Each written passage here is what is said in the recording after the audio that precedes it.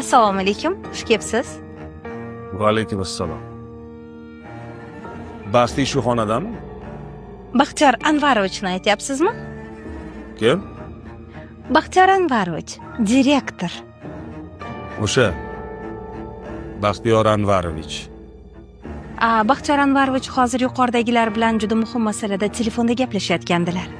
Baxtiyor Anvarovichni hozir men bilan bo'ladigan suhbatdan da muhim ishi yo'q. Men eng yuqoridagini buyrug'ini eslatgani keldim. Siz tushunmayapsiz. Yo'q, siz tushunmayapsiz. Akmal Anvarovich keldi deb ayting. Boring. Baxtiyor, qancha maosh olasan uka?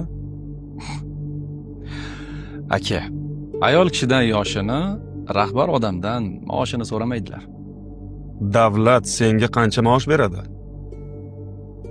11 million. Boshqa yana pul keladigan joying bormi?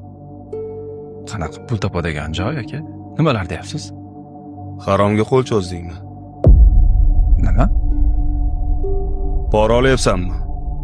Aka. Nimalar deyapsiz o'zi? Tinchlikmi? 2 qavatli uying bor. Tagingda inomarka mashina. Har yili chet elga dam olgani borasan. Mana eshing tegidagi oyimchanga ham mashina mindirib qo'yibsan.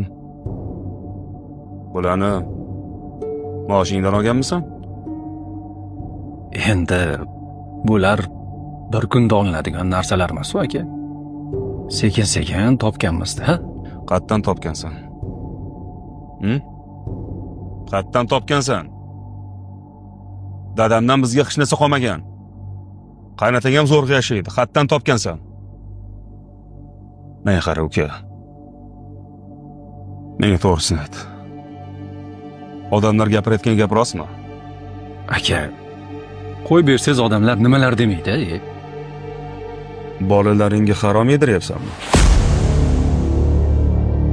Eshitishimga qaraganda ertaga 300 kishilik iftor qilayotgan ekansan. Qaysi pulingga qilyapsan? Ha? O'tgan yili keyin ikkovimizni umraga yuborganding. Qaysi pulingga yuborgansan? Sen ehson qilsam hammasi yuvilib ketadi deb o'ylaysan-da? Baxtiyor, sen ehson qilma. Sen tavba qil. Eshitdingmi? Tavba qil.